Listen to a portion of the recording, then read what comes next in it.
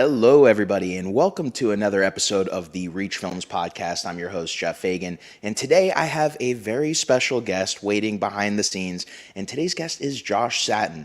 Now, if you haven't seen Josh's channel, I put a link in the description below, and Josh does amazing camera reviews, but that's not all the content he creates and not just what he creates for YouTube. So we're going to talk to Josh about, his journey on YouTube, in addition to the new hot camera right now, which is the FX30, which Josh has done tons of content on that camera, opening up a lot of questions on what's kind of going on with this camera, as it's an interesting ad.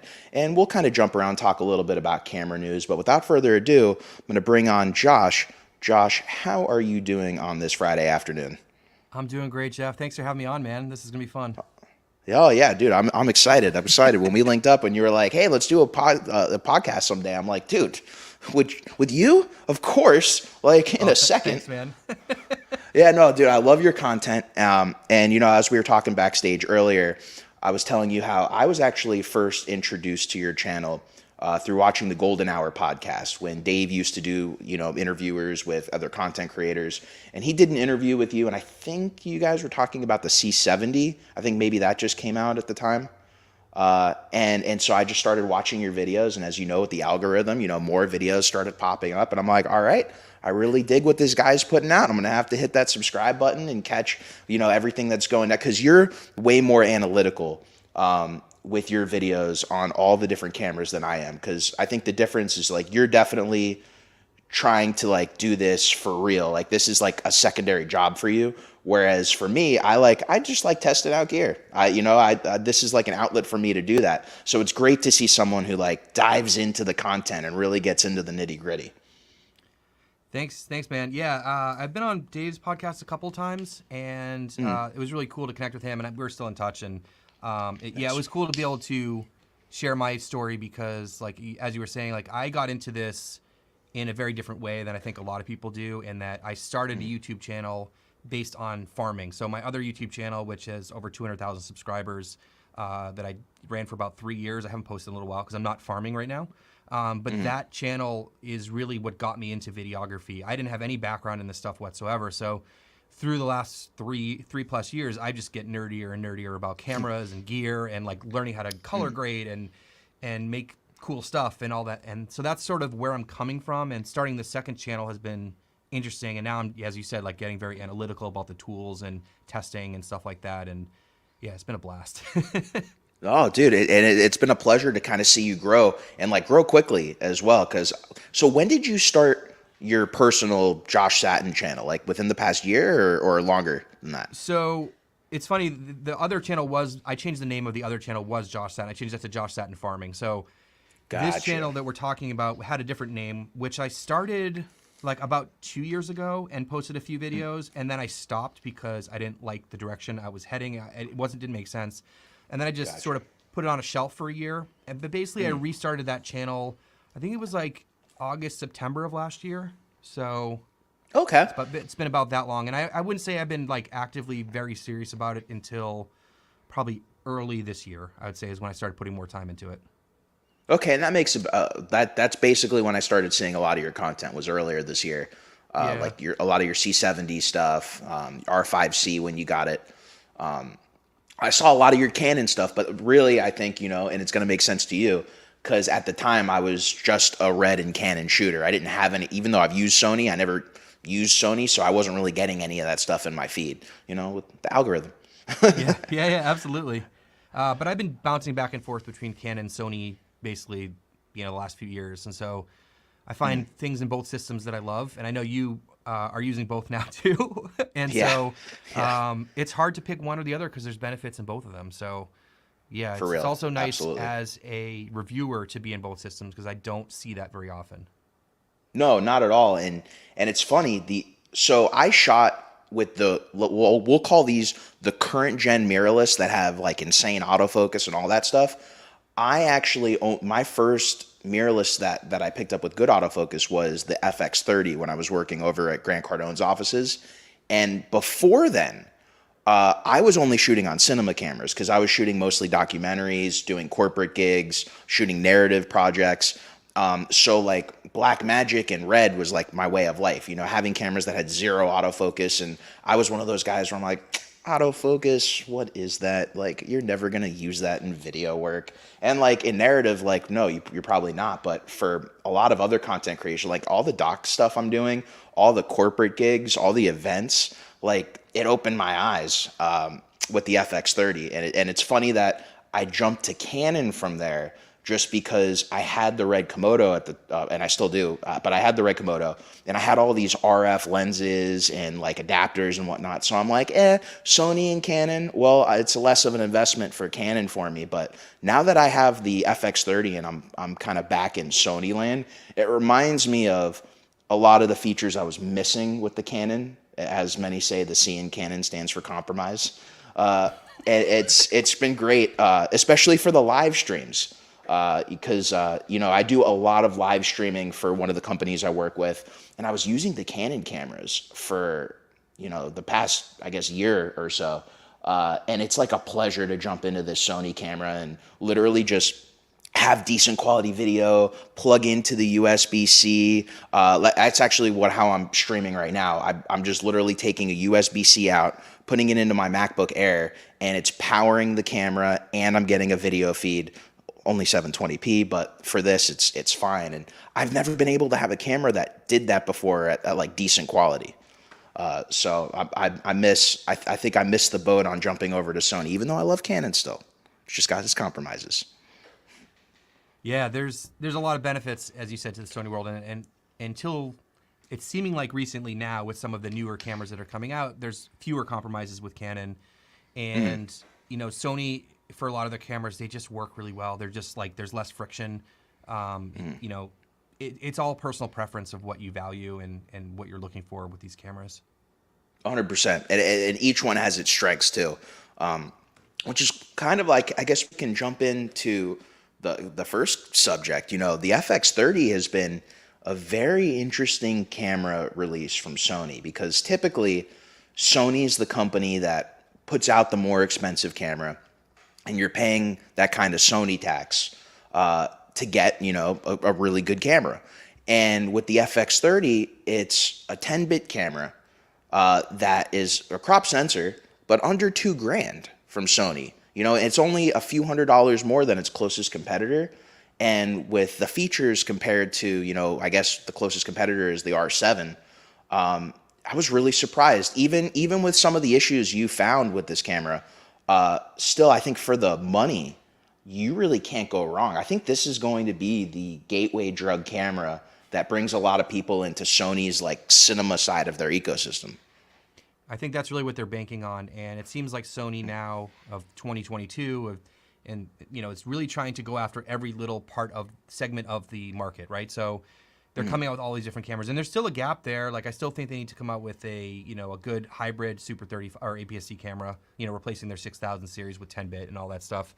But yeah, from what I've heard, a lot of the decisions about the FX30 were based on keeping the price down. So if it was like leaving out something or trying to put something cheaper in there, that was the motivation to get the price down. And for most people who are looking to get into videography, who are looking for a professional video camera, right? The FX30 is in the same body as the FX3, so you know, it looks and feels exactly the same. You can buy this for $1,800. Like that, they're going to sell a lot of these cameras, and it does produce a great image and is very reliable. It won't overheat. No, you know, recording limits, higher frame rates. Like, yeah, they're going to sell a lot of these cameras, and it's already been back ordered like immediately after release. So yeah, I know, right? That's part of the reason. Just like with the R7, I got the FX30, or at least I pre-ordered it like the second it came out, because I'm like, if I don't, I'm gonna end up not getting one for like 5 months. Because it's how these cameras are, especially post-pandemic, where there's like not as much supply for these cameras at launch as there used to be. So it's I'm glad you got your hands on one. You went through B&H, right? yeah, I put it in literally like within 2 minutes of the pre-order opening. So I was waiting to get my order in. Nice. Yeah, I did Amazon just because they have a really good rewards program there. But it was like Amazon's been good lately with these cameras, where it's actually not as quick as B&H, but they'll put it up like within 12 to 24 hours. And then it's like, you either get in that like the day they put it up, or you're like not getting it for a while. Yeah. So it's been fun. So let's talk about, you found some interesting discoveries with the FX30, that when I actually did the testing, I saw everything you were testing, except for one issue that I didn't test, which was the green shift throughout the ISO, which you were telling me you actually consulted with someone, a bigger YouTube was actually commenting on your channel and gave you a little bit of context into what you should test. Do you want to talk a little bit about the green shift and kind of what happened? Sure. It was one of those things that you try to eliminate as many variables as possible when you're testing things, like just in any way, shape, or form, cameras or not, like whenever you're trying to test things. And what I noticed was there was a green shift with the higher ISOs, and the way I was testing it was lowering the light intensity. And lights, even if I was using an Aperture 120D Mark II, which is a pretty solid light, all lights tend to shift a little bit. But what was weird about it was that the R7 didn't shift in the same test, in the same environment. And so if the R7 shifted as well, I would have been like, okay, it's definitely my light. But when I put that in my video that it was side by side, I didn't think about it. So now... But still, it's interesting that there was no shift on the R7. It makes you wonder what's in the FX30 or what's in the R7 that's like that's keeping it consistent. It's something we don't know. I'd be interested to find out. Agreed. Yeah, so that's something that's you learn from all these things, and it's interesting when you dive in and try to get really nitty gritty and in the details and like try to be as analytical as possible. And it's good to go out and shoot with your camera, which is literally the first video I always make with a camera is like go out and shoot with it before I start looking at all the details. But yeah, when you start diving in, you're like, what's going on here? Why is this happening? And I don't know if we're gonna figure that out.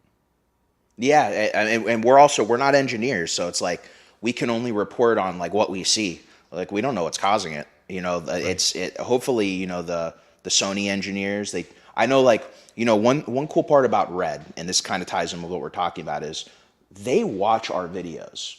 So when we go and I don't want to say complain, but we talk about an issue, they have to watch our videos just to see what's going on with their customers, and they will look into it.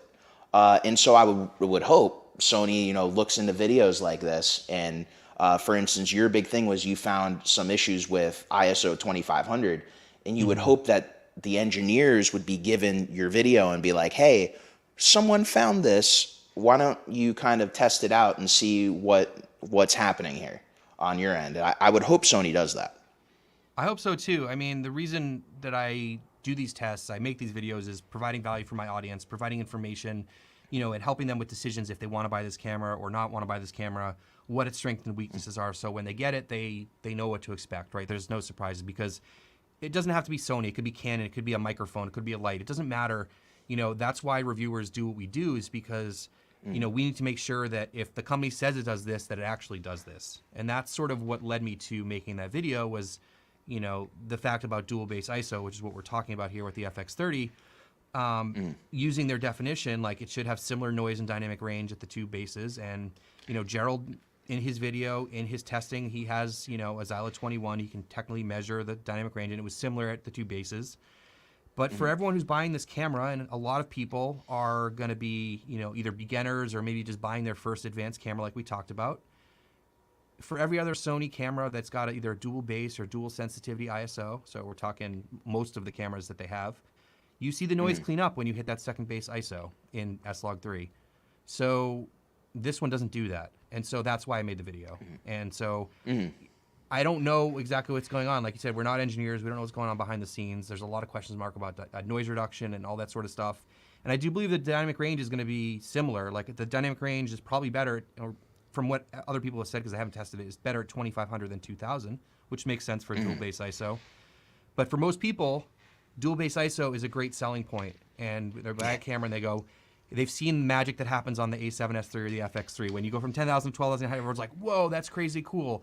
That does not happen on this camera. And so I think a lot of people are going to be wondering about that. So that was the motivation behind showing that in my video. Oh, I agree. And I think the other thing you found out that I ended up doing the testing like immediately after, not to do the same test, but inadvertently I did, was checking out 2500 on both the R7 and the FX30, as I have both just like you do. And it was interesting to see that, like, for a camera that you have an R7 that's not marketed as a base or dual ISO camera, it's just that single ISO base. And then you have a dual base ISO of the FX30.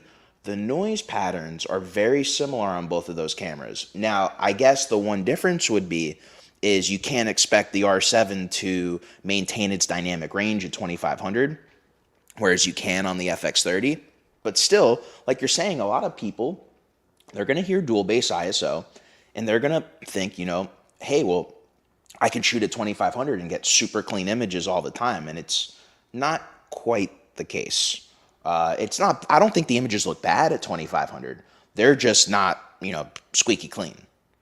Yeah, and I think there's a lot of misconception and misunderstanding about dual base ISO, or dual sensitivity ISO is another slight deviant of that definition, that they should look exactly the same. And there's like kind of vague language that says that like similarly close to, or like there's some gray area there. But like as I said, the fact is, if you step up through the ISO range, the noise increase looks like it doesn't have dual base ISO, like you said. And you tested against the R7. And in my video, literally, that's side by side with the R7 from 800 to 25,600. And you can watch and just see the noise just increase like almost linearly throughout the range. So it's interesting. I don't know.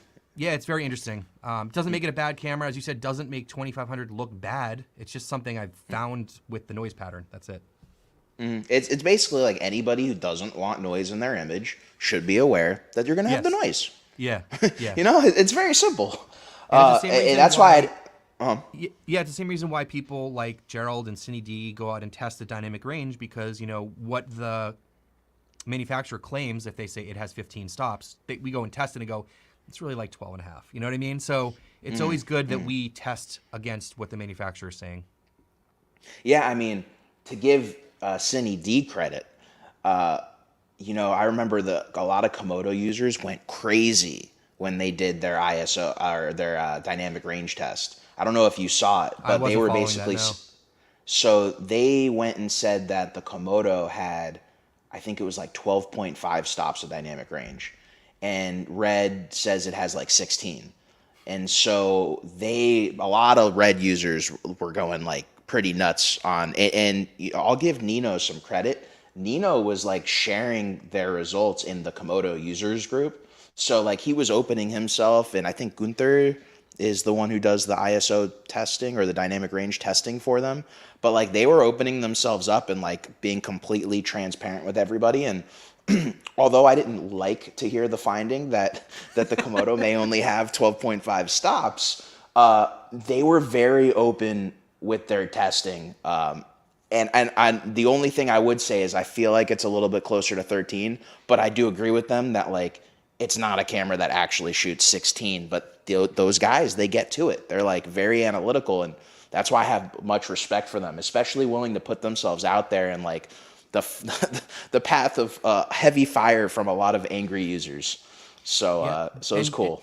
I just want to speak on that a little bit, not specifically about the Red Komodo testing, but there's a lot of misunderstanding about dynamic range and noise, because when a camera company says, like if Red says, all right, that camera has 16 stops of dynamic range, but then Cine D tests it and says it has 12 and a half, those are usable stops of dynamic range, and that's based on a signal to noise ratio that's defined by them that says like, this is what's acceptable in our test. Like sure, it will read 16, but like you really can't use all 16 because they're above the threshold for what we consider okay in terms of noise.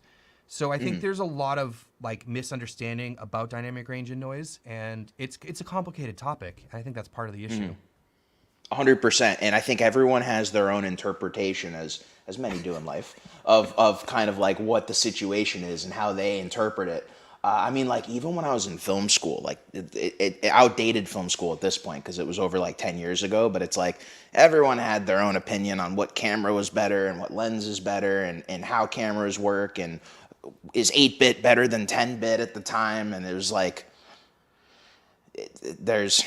everyone's going to have a slight spin on what the reality of the situation is. And when a situation like dynamic range and ISO is as complicated as it is, I feel like it only just complicates it further. But that's why I give, guys like you and Cinna D and Gerald, like I do give you a lot of respect for willing to like try to test it to the best of your ability of the tools you have to try and, give us the accurate information. Information that it's not necessarily that the manufacturers aren't going to tell us, but they're also not going to say it in their information. Like it's kind of like it's a fine line because it's without going too far deep in it. It's a fine line. So much respect to you guys for doing that stuff. Thank you. It's stuff that I don't do just because I don't want to put myself in the line of fire. I'll just be perfectly honest. So Yeah, it's like, and the other part of it, Jeff, is like when you're out being that face and putting yourself in the line of fire, you have to then spend the time educating or helping educate some of the people that are watching because it's a complicated topic. And that's why a lot of us try to explain, like, this is how we do our tests so you can understand it and try to get a deeper understanding about how these cameras work. Because a lot of the people come in and they go, I was getting comments about, like, I put my lens cap on and checked it and you're lying. And I'm like, well, that's only part of the equation here. You have to look at the whole image. Like there's some of this that has to, and the other part that's hard, Jeff, being an independent reviewer, and then we're kind of going off topic here, but like people get really upset if you, and it could be cameras, it could be sports teams, it could be whatever. Like if you're there saying something's bad about the thing that they're rooting for, they get upset and they get emotional about it. And like they're just cameras. Like we have fun. We love nerding out. Yeah. We do. We love that's it. That's why we're doing it. We don't do it because we hate it. We're doing it because we love it. We love it. Yeah, it's so much fun. So I'm just putting this in here. So we're getting back into StreamYard really. So I'm trying to I was telling Josh earlier, it's so difficult for me to do the StreamYard stuff only because it's not like StreamYard's hard, but for one of my clients, I'm basically producing these live streams behind the scenes. And today it's like I'm having to produce it myself. So I'm like looking down occasionally, doing this, looking back at the camera, so it's just kind of funny. But anyways, back to the topic to round out the FX30. Yeah. If you could give, what are your is like the shortest first impressions you could say after using this camera for over a week, especially after using other Sony cameras like it? I think it's exactly as I expected. I don't think, and that's coming from someone who's used a lot of Sony cameras. Used, I don't need to name them all, but pretty much all of them. It's pretty much exactly what I expected. The image quality, it's great. You have that oversample.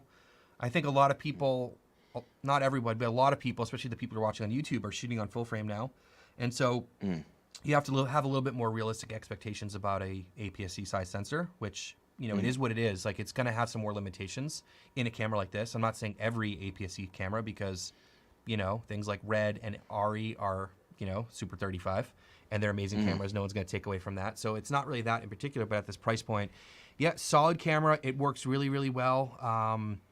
As I said, the image that I've gotten out of it, like in my first impressions video, I was really happy with. Of course, I'm very comfortable with the camera because I put a lot of hours in on an FX3. So it operates very easily to me. I think the one thing that's challenging is that they put a lot of very advanced features in this for those FX3, FX6 owners. But I think if you're just grabbing this camera as your first video camera or maybe your first camera, it is very confusing because shooting in Cine EI is, even though I made like a 20-something minute video about it, like it is very confusing for people and it's hard to grasp because it's different than every other camera you've ever used and been taught about exposure.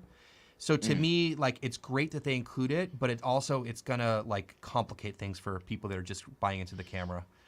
But overall, as a package, like it's amazing they put this camera together for $1,800. That's like the bottom line, And I also think it gives us a glimpse into where Sony's going with their crop censored cameras for the future, because Canon only just recently came out with a good crop censored camera.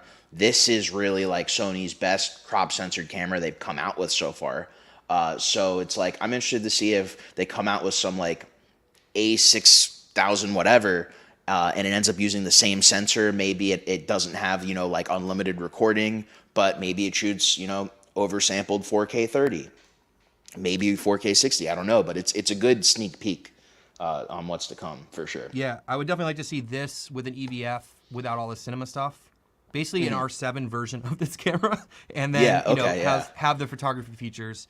I would just worry that we'd have some overheating issues in video modes because of that oversampling. So 100%. They'd have to figure out like 4K 60 might have to be line skipped or cropped, or there'd be some concession there to make it not overheat. But they've been way overdue for a new APS-C camera. Like the 6000 series, they're recycling that sensor from the A61 6000 or whatever. It's like the same sensor. So I would love to see this in a hybrid camera. Yeah, and I would also love to see if they come out with a ZV version of this sensor, because I have a ZV-1. Like, that's the one Sony camera I've had for a few years now. And then they came out with the ZV-E10, and it's like if they could come out with the ZV-E10 with some, not all, but some of these features from the FX30, man, I think you're going to get a lot of people buying that. Even if they have to charge $1,200, I think you're going to have a lot of people bite, because the ZV-E10 is just so popular with anyone who's trying to shoot video and do it really for content creation. I don't know if you've messed with the ZV-E10. I've only been able to play with it a few times, but it's a pretty solid camera. Oh, you have one? Okay, yeah, so you know all about it. I use it for a second angle in my studio. So like if I'm doing a low angle shot or an overhead, it's such a solid camera. It's oversampled image. It's the same sensor we're talking about. It is 8-bit, but like I don't need a lot of color grading going on in the studio here. So yeah, and for the price, it sells for like $700 or something. It's a crazy good deal. I don't think we're going to see that camera for a while. I think they're going to have to push through their higher end cameras and produce more and more of these sensors to get the price down. Because it seemed like the ZV-E10 was at the end of that product release cycle of recycling that sensor for 4 years, and that's why that makes sense. I could be wrong. This is just my guess. No, I think you're right though. That makes the ZV-E10 kind of mark the end of like that old era of Sony crop censored cameras. Yeah, they tried to stretch it one more model, yeah, I guess if you can, why not? And they lowered the price every time, or for the most part. It was like what was the last one was the A6600, and it was I don't remember the release order. The 64 might have come out after the 66. I don't know though. It's hard. It's hard when they go down and up and down and up and. But yeah, it was like the ZV-10's like half the price. But okay, so yeah, I mean, I'm pretty much with you with the FX30. It's funny when we were first talking about the green shift and the ISO 2500. I remember I texted you and I'm like, I think I'm just gonna return it. And you're like, no, like why? And I was just kind of like, I don't know, like it was sometimes in the first few days you just have a bad experience, but then I like pushed through it and I used it on a gig and I was just like, actually, you know what? Pretty solid. So then I don't want to go over the same ground you covered, because I have a lot of the same thoughts as you with the FX30, but I will say I liked it enough to where I just purchased the 15mm G Master nice. Crop sensor. Okay. It comes in on Monday. And I was just like, I look at it like this. So for the most part with the R7, I've been using the 16mm anyways. So right now I'm using the FX30 with a Sigma 18 to 35. Now I'm using it at 35, but typically when I'm over by my computer, I use it at 18. So the 15 in that G Master 15 is like the perfect focal length for me. And so I started getting I was almost going to buy the 11mm too. And I was like, hey, hold on one second. Stop buying all these lenses that are crop censored. But I saw some footage from it. I'm like, I have on all the, as Camera Conspiracies, the dude who runs that says, I've reviewed all of the reviews. And after doing that, everyone's like, I can't wait to see what the 15mm G Master looks like on a professional, APS-C Sony body. So I'm like, all right, I gotta try this thing out. I gotta see what it can do with the FX30. So I'm excited. Do you have any crop censored Sony lenses? No. That lens does look incredible though. From everyone that I've talked to who've used it and watched reviews, like that lens was made for the FX30, and that focal length is great because 15 will give you like a 22.5, 23 probably somewhere in there, which is great. Like that's such a great focal length, and the optics are incredible. I just and when people ask me about what gear I own, I think it's almost irrelevant for most people out there because my job is to review cameras at this time being. So like what I buy is not like what everyone else should buy necessarily. Like No, I don't. but that makes sense though. You buy Yeah. you buy the right tools for what you're using them for. For sure. And like for me, like it doesn't make sense to buy crop sensor gear because I have both full frame and crop sensor cameras, and so it's like I can't buy all this gear. There's only so much money I can spend on this stuff. So I don't have any at the 100%. moment. I've been using the And I think there's 16 to only 3 35. anyways, right? Oh no, I'm wrong. Those were just the 3 new ones. The new ones. that Yeah, they came have a out. lot. They have a bunch of zooms and stuff like that. So there's a lot out there in terms of crop sensor. They're older lenses, right? There's like the 18 to 105 and there's the 18 to 55, 16 to 55 or 18 to 55, 2.8. That's like it's supposed to be a good lens too. I haven't used any of that stuff. But yeah, I was using the 16 to 35 f4, the old Zeiss lens so far. But yeah, But it makes sense though. You have so many various cameras. Like for me, I only have actually a few full frame lenses because at this point in time, I don't even have any full frame cameras anymore. I think all my cameras are crop censored. You know, but like most of my lenses are not like RF or E. They're all pretty much EF, so I can use them between all of my systems. I don't know. I know you have a decent amount of RF glass, right? At the moment, no. I do want to pick up some more because I feel like I'm going to be leaning more into Canon in the near future, just with the R6 Mark II. And right now, I have some random stuff, but basically I have the 15 to 35 2.8, and I have the 100 to 500, which was a big purchase for me. But that lens is so amazing. That lens is so amazing. Have you shot wildlife on it? Have you just tested it? Yeah, it's so good. Yeah, it's amazing. I'm sure. And because I bought the 200 to 600 from Sony, and I took it out a bunch of times with a few different bodies, and like you have to put it on a tripod, and it's big, it's huge. That lens is an incredible value at $2,000. I don't know how they sell it so cheap. It is amazing. Yeah. But then the 100 to 500 is so much smaller, and the stabilization with the Canon bodies is like out of this world. I didn't even use a tripod the last time I went out. It was incredible for video. Agreed. So, yeah. So anyways, yeah. So I don't have a ton of RF lenses. I'd like to pick up the 24 to 70 though, which I've owned before. I just love that lens too. Yeah. The only full frame. No, well, my main full frame lens that I have is the Sigma 24 to 70. But I have the EF one, so I can use it on all my camera bodies. But the Canon one is solid. It's great. It's just for crazy expensive. It's crazy expensive. I try to buy my lenses used though, so you do save a little bit when you do that. 100%, and I do too. I think this 15 millimeter is like the first new lens I've purchased in a while. Oh, the 16 mil from Canon, the RF 16 and the RF 35. Those are like the 3 new lenses I purchased like in many years. Because it's like if you know what to look for when you're buying used, like you said, you just save so much. But you did tell me you just picked up an 18 to 35, right? The Sigma. Yeah, I'm not sure I'm going to keep it, and like I go back and forth with that lens over and over again because it fits the bill for a lot of situations, but I tend to use full frame cameras more often, and I love the 18 to 35. There's a reason why people are still using it and still talking about it, but it has some weaknesses that bother me, and so I struggle with a few things with that lens, and so I don't go to it that often. Yeah. Yeah, and the focusing is kind of loud on it. That's what, like the only reason. Yeah, there's a decent amount of distortion, especially when you shoot at 18. I always liked it just because of the breathing. For low budget narrative stuff, I have like one of those 3D printed follow focusing rings on my Sigma. I use it for the manual focus, even though it's an electronic focusing lens. I've always just found bang for the buck. You get a lot from it, like 10 years later. The optics are incredible, and it's a unique lens being f1.8 as well. I don't really care so much about fast lenses. I generally shoot on 2.8 zooms. Like I don't go crazy about having wide open apertures. So, but that's just me. I know a lot of people. No, and it's also what you shoot. It's like if you have no need for it, it's like it makes total sense. Like if you're not shooting narrative, you're shooting mostly YouTube content right now. Why does an 18 to 35 make sense? Like it's like it's clunky, it's heavy, quality is great, but it's loud. It's like there's a lot of cons to it. Yeah, and it's not quite wide enough on a crop sensor camera for vlogging and stuff like that too. For sure. And on top of that, it's just so heavy. It's like, what are you gonna do? Hold it out like here, try to balance the lens. So it's just so front heavy. But yeah, no, it totally makes sense. Okay, well, it's good to hear your thoughts on that. So let's talk a little bit about because we were talking a little bit about Canon.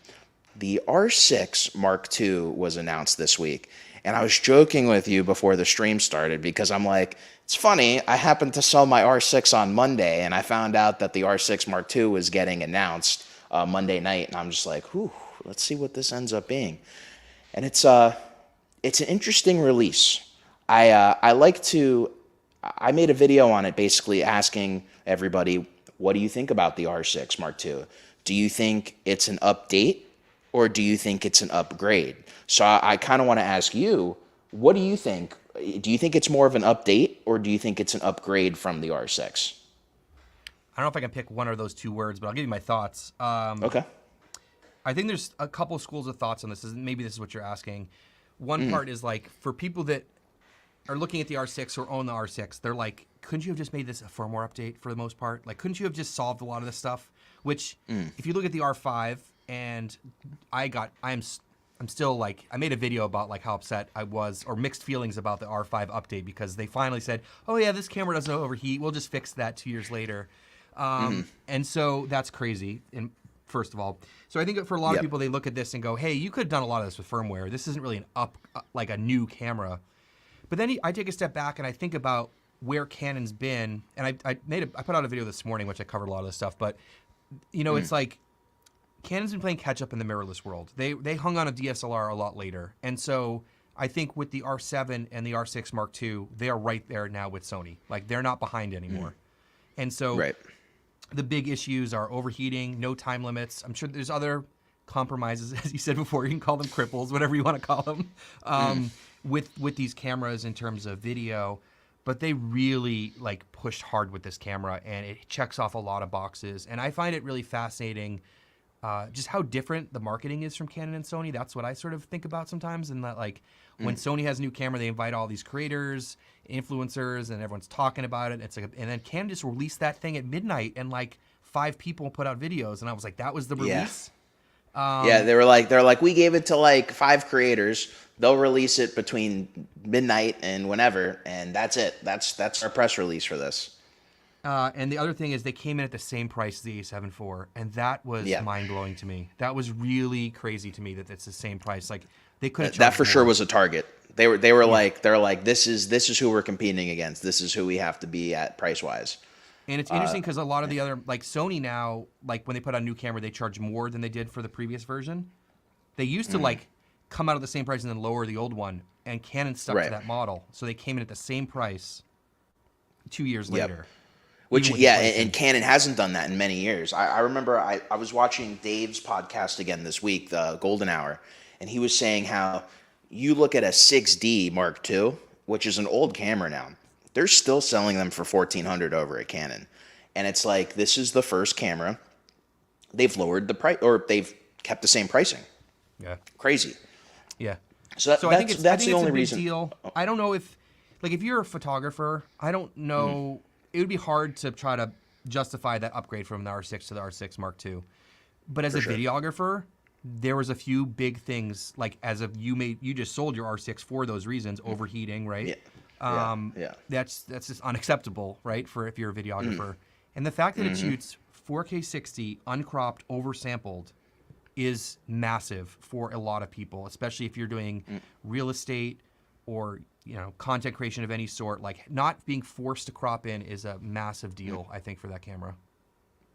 Well, and from using the original R6, the crop was so slight that wasn't an issue for me. The biggest deal, like you mentioned, is the overheating. How it seems like they haven't officially come out and said this, but they've only stated that you will overheat in 40 minutes of shooting with 4K 60. And that's it. That's all they've mentioned about the overheating, which leads me to believe that they're essentially saying there's going to be no overheating in 24 and 30p, which is a huge deal if you're going to make this your primary camera as a videographer or whatever you're doing for content creation. If you're a 24p shooter, this camera is actually usable now. The one problem I have with it is if you're a 4K 60 shooter, it's not doesn't seem like overheating wise it's that much better. It may be better dynamic range wise, which we haven't really seen any tests, but like I'm just gonna go out there and assume that it's better because the dynamic range on the R6 was not as good as the R5, even though it was still a decent camera. It was just slightly different. The color science was slightly different. So I'm going to assume they fixed that. But anyone who shoots in slow-mo, like, for instance, I bought the R6 because I liked how it had the oversampled 4K 60 because you couldn't get that in the R5. It was line skipped. And I'm like, okay, makes sense. You know what? I'll save a little bit of money. I'm shooting a lot of 4K 60. But it's like if you really shoot that much 4K 60, you're still going to run into overheating issues. So I'm interested to see what people's workaround ends up being. I don't know if the 6K mode is going to have 6K 60. I didn't even see did you see what the external recording option was going to be with that? I believe it does do 6K 60 raw. Okay. I don't know. I think so. I remember they said you could do 6K external or 3.7K in crop mode external raw. So there was two options. Gotcha. I don't remember if it could do 60. But Jeff, I have a question for you as an R6 owner.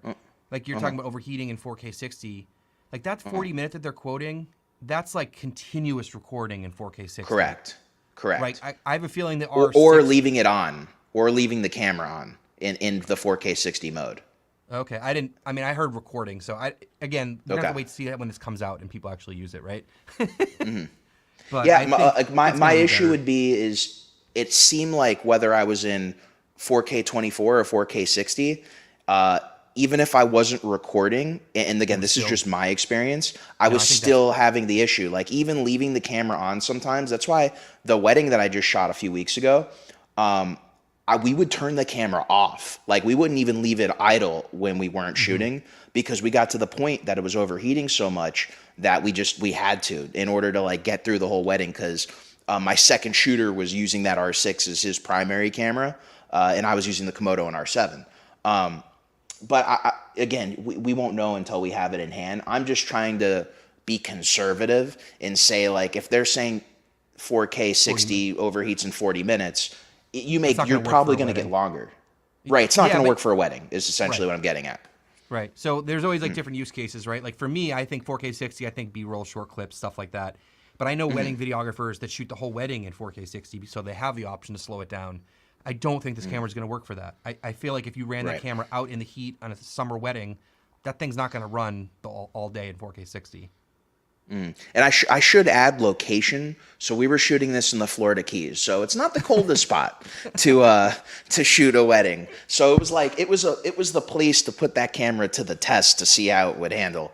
So I guess if I ever get my hands on an R6 Mark II, I go to the same place and see how fast it overheats. That would be a nice test for it. And that's where the Sony cameras shine. I mean, you can take the FX3 or FX30 out in any condition and press record, and it will keep running.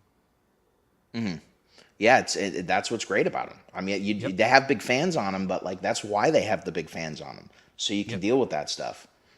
Yeah. So Jonathan, by the way, and the C70. Except for the C70, it's not oversampled, right? Isn't it just? It's 4K. But I mean, it kind of makes sense though, because maybe by them making it straight up 4K, they didn't have to have crazy fans. Although it's not a small camera. And it does have a fan in it. Okay. So, the C70 is still pretty big, but the dynamic range on that thing, don't even get me started. Yeah, I wish I had one. I just can't find the use for it right now, but it's solid. I saw all your videos on it. It seemed like you were loving it while you had it. It's my favorite Canon camera that I don't own. Do you still have it? No. Okay. Because I know you rotate a lot as you review cameras, but it was like when I saw your videos on it, I'm like, man, like they really did right with this C70 because it's interesting. I saw a lot of Komodo users sell their Komodo to buy C70s because they were like, that's the camera that I need, not this thing. I think the misconception a lot of people have with Komodo is to use it to its strengths. For the most part, you use it in like a narrative situation because that's where you want the raw and being able to, pull everything in post where, you're shooting a wedding, you're shooting, an event or a doc. the C70, even though the autofocus isn't as good as like the R5 or the R7 or the R3 or whatever, it's still a solid camera. And those internal NDs, the XLRs, there's just so much you don't get in some of these other cameras. So it's great. You liked it more than the R5C, right? Oh yeah, I definitely did. Okay. The C70 is like a utilitarian camera. It is a workhorse, and I think you're right that the Komodo is a more complicated camera. I think the Komodo will give you a better overall image quality than the C70, but the C70 has all those features. The battery life is also incredible on that camera, and it has electronic stabilization in the body. And you know, it's just like you just turn it on, you pull it out of the box, you turn it on, and you're ready to roll. And there is something special and unique about the image that sensor produces. It looks a little bit more organic. The DGO adds a little bit extra in terms of the dynamic range. The shadows are super clean on that camera. And they added RAW like 2 years later, which was totally unexpected. Like that was not a thing that people thought was going to happen. I never saw that coming. So yeah, there's a lot of benefits about that camera, but yeah. By the way, Jonathan is saying in chat that you can get 6K 60 with the Ninja V Plus with the R6. So thank you for that, Jonathan. Hey, Jonathan. Yeah, hey, and we also have Stephanie in the chat. Stephanie, she was commenting earlier when we were talking about lenses, and she was saying she also has full frame lenses. Probably talking about her lens collection for her compared to her actual camera collection. Why, you know, if you have a bunch of full frame cameras and it's only some, I would only do full frame. Like why spend the money on crop? And then Jason's here. Didn't you just do a live stream with Jason? Yeah. Or an interview? Yeah, Jason's a good buddy of mine. Well, Jason, welcome to the stream. Welcome to the stream. But yeah, so the FX30, so what's kind of on the horizon for and are there any cool reviews that you're looking at with the FX30? Anything new coming out that you kind of have that you're working on that you're kind of putting in the pipeline? Yeah, I definitely got to do some more comparisons and testing with the FX30. I put out kind of the one that I thought I was going to wait a little bit longer on, but the R7 versus the FX30, I did a very detailed video, but I put out earlier this week. And I think that's almost like just a review of the FX30 in reality. I don't know. Maybe I'll do a separate FX30 review, but I pretty much reviewed the camera in that comparison video. But I do want to put up against the FX3. That's going to be working on probably in the next few days because I really want to see, like, what do you get for an extra, $2,000? You know, where is its strengths and weaknesses against the FX30? Because I think there's a lot of people that are, looking at cameras like the R7 and the FX30 and thinking, which one of these should I buy? That's the one video I wanted to make because I think that's the biggest question mark. And then it's like, okay, this or the FX, should I spend more to get the FX3? That's kind of the other question mark. And then, yeah, I don't know. I got to think about, I want to do some more tutorial stuff about using this camera because like I said earlier today in the stream that like, this camera is going to be very confusing for beginners with the Cine EI and learning how to like work S-Log3 and expose it and grade it. And it's complicated. It's stuff that like me and you and a lot of other people use on a regular basis that we understand how it works. And then, you pick up this camera and you're like, wait a minute, Cine EI, flexible ISO, Cine EI quick, like what's going on with all this stuff? So I want to do some content about that stuff too.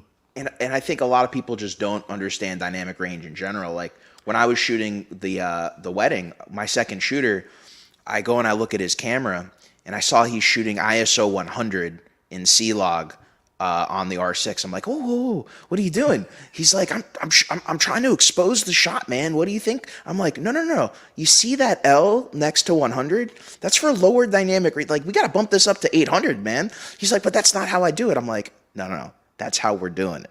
And I didn't have time to like sit there and explain to him about like dynamic range because that's like a whole day talk in itself. But I was just like, you got to trust me. In these situations, there's an old adage that a mentor of mine has told me when it comes to shooting weddings, and a lot of filmmakers are going to hate to hear this, but when it comes to shooting weddings, a lot of the times the bride is never going to tell you that your shutter speed was too fast. And I never really stood by that until I started shooting some weddings and realized like sometimes if you're in a pinch and you need to crank your shutter and you're shooting in slow-mo, no one's really going to say anything. If you're shooting a TV show or whatever, people are going to say something because there are people involved in the pipeline that want to see, you stick to the 180-degree rule. But that whole thing was funny because I'm like, I'd rather go at 800 and crank the speed and get a better image than get a worse image and stick to, the 180-degree rule. Yeah, I think they'd rather have a faster shutter speed than the dress blowing out in the sun, Yeah. It's like ISO 100, you just get like the worst like color science out of the R6. It was just like, I was like, dude, you one thing is you don't trust the LCD on the back of the camera. It's what you see on the computer. And so just because it looks cool on the LCD, it's not so cool on the computer when you get there. And like you said, the confusion about dynamic range, because as you lower the ISO, you're actually shifting more information to the shadows and you're leaving out highlight information. It's weird, it's backwards. And I made a video about this too, because I was like, this needs to be explained. I don't see a lot of people talking about it, but like if it's really dark, you actually should lower your ISO. I don't make, it doesn't make any sense to most people because you're like, it's dark, let's bump up the ISO so we can see. And I'm like, no, you want more information. Like I'm in my studio, I'm always shooting below the base because I don't have anything bright in here because I want to keep as much information in the shadows. And it makes sense though, because it's like, even when I was shooting the Star Trek stuff, when we're on the bridge and the set is like lit very contrasty, there's a lot of dark in it. I'm not trying to bump my ISO like too high. I'm trying to stay as low as possible and retain that. But I didn't fully even understand the distribution of dynamic range probably until like 2018. So it's like for many years I was not fully understanding how even like ISO dynamic range distribution works. And it was like, I think Blackmagic was the first company that made a chart widely available of how the stops are distributed in the highlights and the shadows. And then from then on, when I saw that chart, I'm like, okay, I gotta stick to the base ISOs and understand distribution for now on, because it literally affects the image. And it's something a lot of people just, they don't know. But I think a lot of people were trained that your ISO is just going to add more light and a little bit more grain into your footage. And it's like, it's not that simple. Like with a lot of cameras, it's just not that simple. And then you add Cine EI into the mix where, then it's like a whole nother ball game, For sure. But, all right, my dude. Well, so I know we were going to do this for about an hour. We're hitting here at the almost hour mark. So I think, dude, we went through everything. Like FX30, man, it was like, it's crazy how quick today's stream went. I'm like looking at the time now and I'm like, we've already been here for almost an hour. It's crazy. Oh, and we were talking before. I forgot about that. So there was that too. Well, Josh, my dude, it was a pleasure chatting with you on today's episode. I really appreciate you coming on and kind of letting us understand, certain things, especially when it comes to like ISO, a lot of stuff. You're basically like the FX30 guy right now, educating us all on this camera. I feel like every camera release has that one YouTuber that's the guy, and like right now you are the FX30 guy. So it's like I have a genuine pleasure watching your content. So as I've said throughout the video, I do want to thank you for all the work you're doing, because it really helps even me understand my camera and how I want to use it. Well, you're too kind, Jeff. I appreciate the kind words, and I've only put out a couple of videos on the FX30, so I'll try to get as much out as I can. Oh, no doubt. I'm sure in the next few weeks we're gonna have like another like 4 or 5 videos, and it's gonna be like stuff that like never even thought of. And that's the beauty of some of the content you do, where it's like you'll do a comparison. I'm like, man, I didn't even think to do that. So it's just, I don't know. I just keep testing and keep pushing to see where its limits are. I remember watching other reviewers because I've consumed all this camera content for the last few years, and that's why I'm so interested in this stuff. And I'm always thinking, like, how did these people find this stuff? And it's like, if you sit down long enough and start doing some testing, like, you will see where things happen. But you got to put the time in. It's a lot of it's pretty boring, it's repetitive work. And but it's fun to talk about and nerd out about. Yeah, and it's not glorious either. Like a lot of it can be like chart testing or just filming yourself, but weirdly enough, just by doing that, you find out so much. Yeah, it's worth the time. But for everyone out there, like, go out and shoot with your cameras too. Don't just test charts and stuff. It's always good to like show actual images, because I get a lot of comments from people and they're like, I tested this, I tested that. Like, did you go out and shoot with it? What does the image look like? Like, is it cleaner? Are the colors better? How does the autofocus work out in the real world? Like, those kinds of things are like, people need to remember that stuff too, that it's not just like sitting in a studio testing charts and stuff like that and looking at especially because of how controlled it is. Compared to like when you go out and shoot it, there's so many variables that you're just not going to expect. It's how, you know, your tool handles those unexpected situations that like lets you know if it's worth it for you or not. Yeah, so it's and like, you're totally on point there. And how the camera works in the real world. Like, I know we were talking beforehand about using touch tracking autofocus and, you know, stuff like that. Like, how well does it work when you're out trying to keep focus on a client who's moving or an interview, or does it overheat in 4K 60 in the sun and the keys, you know? Stuff like that needs to be, you know, tested and reported on and stuff too. 100%. Well, Josh, as I said, thank you so much for giving me your time today to do this interview. I hope I can bring you back on the podcast soon. And I can't wait to see the next video that comes out. I'm sure. Do you have another one coming out this week, or are we starting again next week? Well, I put out a few videos this week, so probably shooting for early next week. I got those comparison videos take a lot of time, so I'm hoping to compare. I think I'm going to work on FX3 versus FX30 next. That's pretty solid. I think a lot of people are going to want to see that. So that sounds like a plan. Well, thank you again, my dude, for coming on the podcast. I thank you everyone who joined us live. I guess I should wrap this up where this is not just a live stream on my Reach Films channel, but I also come out with the Reach Films podcast. So it's available Apple Podcasts, iTunes, also available on my website, reachfilms.com. So thank you to everybody who joined us live today. I really appreciate it. Make sure to hit that subscribe button, notification bell if you want to stay up to date and see the latest when we do these live streams, because sometimes they're unexpected. We were planning on doing this one a little bit later today, but I'm actually leaving to Daytona right after we wrap this up. So thank you again, everybody, and we'll catch you in the next one. Do this right.